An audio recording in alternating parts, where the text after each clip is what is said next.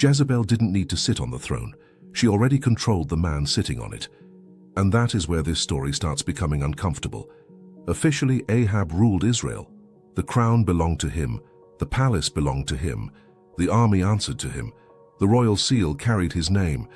Everything looked exactly the way a kingdom was supposed to look, at least from a distance. Up close, however, the situation felt very different. Because while Ahab occupied the throne, Jezebel occupied the space around it. And sometimes that matters a lot more. It was the kind of arrangement people still recognize instantly. The official position says one thing. Everybody knows who actually decides. The organizational chart looks perfectly normal. Reality quietly ignores it. Jezebel arrived from Sidon as a princess, but she didn't behave like someone interested in standing politely behind the king. She was ambitious, confident, strategic. And unlike many people in the palace, she rarely waited for permission. Ahab, meanwhile, often seemed surprisingly comfortable letting stronger personalities take control of difficult situations, or uncomfortable situations, or situations that might create consequences later, which turned out to be quite a few situations. Over time, people inside the palace learned something important. When decisions needed approval, there was the official process. And then there was the actual process. Official title king, actual authority pending Jezebel's approval. The palace adapted quickly, servants adapted quickly, officials adapted quickly. People usually do when they discover where power actually lives, because real influence doesn't announce itself. It rarely wears a crown, it rarely gives speeches about itself. It simply appears in outcomes. Who gets rewarded? Who gets ignored? Who suddenly changes their opinion after a private conversation? Who leaves a meeting looking nervous? Little clues, little patterns, little reminders, and eventually the invisible authority becomes easier to see than the visible one. Jezebel understood that perfectly. She wasn't trying to look powerful. She was trying to be powerful, and those are not always the same thing. Meanwhile, the kingdom continued functioning. The palace remained busy. Royal business continued as usual. Everything appeared stable, successful even. But hidden beneath the surface was a growing problem. The problem wasn't power. The problem was power without limits, and power without exposure. Because influence has a habit of expanding. At first, it helps, then it guides, then it decides, then it stops asking permission. And this is where influence starts looking a lot like government. The dangerous part is that most people barely notice the transition. Not at first. It happens gradually, quietly, comfortably, until one day nobody remembers where the line used to be. And that brings the story to something surprisingly small. Not an invading army, not a rebellion, not a military crisis, a vineyard, which sounds far too ordinary to become a national scandal. But that was exactly the problem, because the first warning sign wasn't a war, it was a vineyard. And all it took was one man refusing to give it away. Ahab heard no and sulked. Jezebel heard no, and somebody ended up dead. And that is where a vineyard became much more than a vineyard. The property belonged to a man named Naboth. It sat near the royal palace, close enough for the king to see it, close enough for the king to want it. And eventually Ahab decided he should own it. Not because the kingdom needed it, not because there was a national emergency, not because history depended on it. He simply liked it, which has probably caused more trouble throughout history than most invasions. So Ahab approached Naboth with an offer. Sell it, trade it, name a price, take something better somewhere else. On paper, it sounded reasonable. But Naboth refused. The land belonged to his family. It had belonged to his family for generations, and he wasn't interested in giving it away. That should have ended the conversation. Instead, it started the crisis, because Ahab reacted in a way that felt surprisingly unkingly. He returned to the palace, upset, stopped eating, lay in bed, and stared at the wall. One vineyard had apparently defeated the most powerful man in the country. The kingdom continued operating. The king did not. That was when Jezebel walked into the room and immediately understood what was happening. Not the vineyard, the weakness. She asked what was wrong. Ahab explained. Naboth had refused his request, and there it was, a single word. No. For most people, a refusal is disappointing. For Jezebel, A refusal was unacceptable. Because some people want to solve problems. They want negotiations, compromises, solutions. Jezebel wanted something else. Some people don't want to solve problems, they want to remove obstacles. And Naboth had just become an obstacle. Jezebel listened to Ahab's complaint for a moment. Then she asked the question that changed everything. If you're the king, why are you acting like someone who isn't? The vineyard stopped being about land. Now it was about control. Jezebel took over, as usual. She didn't suggest patience. She didn't recommend another offer. She didn't encourage the king to move on. Instead, she built a plan, a very efficient plan, a very illegal plan, and a very successful plan, at least temporarily. It was the ancient version of turning an office tantrum into a full legal operation. Letters were written, orders were sent, officials were instructed, witnesses were arranged, accusations were prepared. The system began moving, not toward justice, toward a conclusion. The disturbing part is how ordinary everything looked. There was paperwork, procedure, authority, meetings, approvals. Everything looked official, which is often how corruption prefers to dress. Problem? One vineyard. Proposed solution. Destroy a life. Slightly disproportionate. Naboth was falsely accused, publicly condemned, and ultimately killed. Not because he committed a crime, but because he refused a demand. The vineyard was finally available. The obstacle was gone. The king would get what he wanted. And from inside the palace, the operation looked like a complete success, which is the dangerous thing about abusing power. For a while, it works. The paperwork is approved. The witnesses cooperate. The obstacle disappears. Everybody involved convinces themselves the story is over. But stories built on injustice rarely end where the perpetrators think they do. Because some people don't want to solve problems. They want to remove obstacles. And when the obstacle disappears, the bill eventually arrives. And someone was already on the way to deliver it. Jezebel looked powerful, and to be fair, she was. But there was a reason her power seemed almost untouchable. Very few people dared to challenge it, and that is where the story becomes much bigger than Jezebel herself, because by now the vineyard was gone. Naboth was dead. The palace had what it wanted. The operation had succeeded, at least officially. The uncomfortable question was how? Because Jezebel didn't personally organize every accusation. She didn't personally create every false witness. She didn't personally carry out every order. Other people did, lots of them, which creates a difficult reality. The problem wasn't just Jezebel. The problem was the environment that allowed Jezebel to function. The letters arrived. Officials read them. Officials understood them, and officials obeyed them. Nobody stopped the process. Nobody challenged the accusations. Nobody volunteered to become the next problem. And suddenly the story starts feeling surprisingly familiar, because most corrupt systems don't survive because one powerful person exists. They survive because enough people decide silence feels safer than resistance. Everyone knew something was wrong. Everyone signed anyway. The paperwork moved. The orders moved. The accusations moved. The machine kept moving. And nobody wanted to put a hand inside the gears. The palace had confused fear with loyalty. And for years, almost nobody noticed the difference. People called it loyalty. It wasn't loyalty. It was fear pretending to be loyalty. Fear wearing official titles. Fear wearing expensive robes. Fear carrying government seals. The kingdom simply gave fear better branding. And for a while, it worked. Very well. Fear is an efficient employee, until the day it becomes a witness. That was the problem nobody inside the palace seemed interested in discussing. Because fear creates obedience. Fast obedience, reliable obedience, predictable obedience. But it rarely creates loyalty. And those are very different things. Loyal people stay because they believe. Fearful people stay because they're calculating risk. One is commitment, the other is survival. Jezebel's system depended heavily on survival.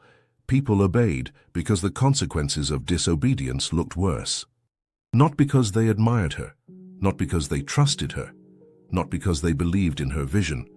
And that distinction was quietly becoming dangerous. Compliance department, non-existent. Approval stamp, granted. The strange thing about fear-based systems is how impressive they can appear from the outside. Everything looks organized, efficient, disciplined. Nobody argues, nobody resists, nobody causes trouble, which sounds impressive until someone remembers that prisons can be quiet too. Every signature strengthened Jezebel's authority. Every silent official reinforced her influence. Every person who looked away helped make her appear stronger. And for years, the system rewarded that behavior. Obstacles disappeared, resistance disappeared, problems disappeared, at least temporarily. Because power built on fear often performs beautifully in the short term. The invoice arrives later, and eventually someone arrives who isn't interested in participating. Someone who isn't impressed, someone who isn't intimidated, someone who doesn't care how things have always been done. That someone was Jehu. And unlike almost everyone else in the kingdom, he wasn't afraid of Jezebel, which meant he could see something everyone else had missed. Her power looked enormous, but it depended entirely on fear. And fear is an efficient employee until the day it becomes a witness. Once that happens, even the strongest-looking systems can begin collapsing much faster than anyone expects. Jezebel didn't fall from the window first. She fell when she lost control over the people who obeyed her. The window simply made it visible. And that is where the story becomes deeply ironic. Because for years, Jezebel had moved people like pieces on a board. Officials obeyed, servants obeyed, leaders obeyed, the palace obeyed. Power flowed wherever she directed it. At least that was how it appeared. But power built on obedience has a hidden weakness. Eventually somebody has to keep obeying, and one day that becomes optional. By the time Jehu arrived, the collapse had already begun. Not publicly, not dramatically, quietly. The most dangerous kind of collapse, because the palace still looked powerful. The walls were still standing, the titles still existed, the system still appeared intact. But underneath the surface, something essential was disappearing. Belief. Not Jezebel's belief, everyone else's. Fear had started losing value. And that was a very serious problem, because fear only works while people believe it will keep working. Jehu approached the city. His reputation arrived before he did. People knew why he was coming. People knew change was approaching. And perhaps most importantly, people knew the future might belong to somebody else. That changes calculations very quickly. Fear is powerful, but fear becomes much less convincing when employees start updating their exit plans. The palace was beginning to experience exactly that. Jezebel, meanwhile, responded the way powerful people often do. She projected confidence, displayed authority, positioned herself where everyone could see her, and looked down from the palace window, which was impressive. But confidence and control are not the same thing. That distinction was about to become extremely expensive, because the real question was no longer whether Jezebel believed in her authority. The real question was whether anyone else did. Then Jehu asked a simple question, a dangerous question, a question fear-based systems almost never enjoy hearing: who is on my side? And suddenly the palace faced a test, not a military test, not a political test, a loyalty test. For years, people had obeyed Jezebel. Now they had to choose her. Those are not the same thing.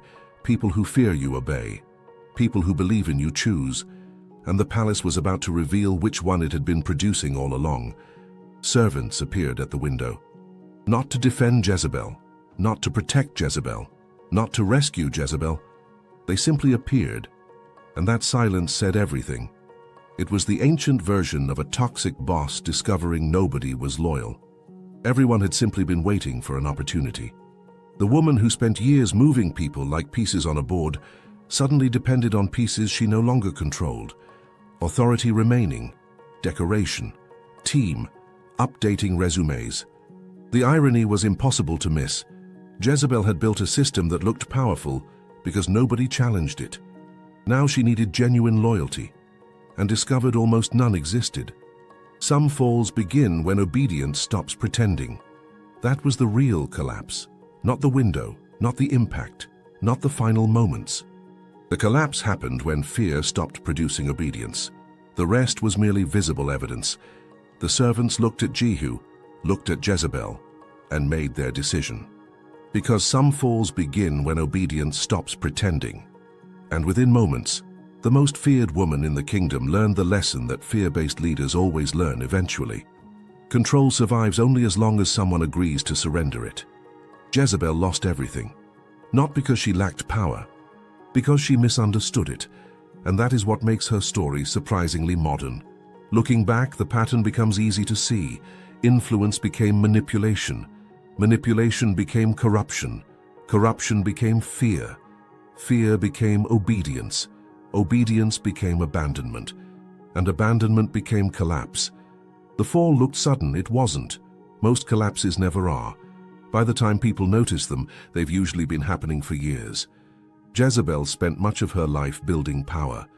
And to her credit, she was remarkably effective at it. She could influence people, direct outcomes, move institutions, shape decisions, control environments. Few people in the ancient world exercised power more effectively. That wasn't her weakness. Her weakness was where she built it. Because Jezebel built power in a place where nobody could love her. They could only fear her. And fear can accomplish impressive things. Fear creates compliance. Fear creates silence. Fear creates efficiency. Fear creates very short meetings. For a while, it can even look like leadership. That's the dangerous part. Control often looks like leadership while nobody feels free to leave. Control often looks like leadership while nobody feels safe enough to disagree. Control often looks like leadership while everyone is still calculating consequences. From a distance, those systems can appear incredibly strong, organized, disciplined, successful, even admirable, until people get a choice. That's when reality usually enters the room. Because leadership is tested when people have options, loyalty is tested when people have options, power is tested when people have options. And eventually, Jezebel's system faced exactly that test. The result was immediate. For years, people obeyed. The moment they had a choice, they stopped, which revealed something important. The obedience had never been loyalty. It had simply looked like loyalty from a safe distance. Personal empire, closed. Public support, never installed. The irony is impossible to miss. Jezebel controlled a king. She influenced a kingdom. She manipulated institutions. She removed obstacles. She silenced opposition. She shaped outcomes. But she couldn't control the moment people stopped obeying. And that was the one moment that mattered most. Because power built on fear always contains an expiration date. Nobody knows exactly when it arrives. Sometimes it takes years, sometimes it takes decades. But eventually people begin noticing something. The fear only works while they agree to carry it. The control only works while they agree to surrender it. And the moment they stop, everything changes. That realization swept through the palace. The servants discovered it. The officials discovered it. The kingdom discovered it. And far too late, Jezebel discovered it too. In the end, her story was never just about ambition. It was never just about politics. It was never just about authority. It was about confusing control with strength. Those are not the same thing. Control can force obedience. Strength inspires loyalty. Control can create silence. Strength creates conviction.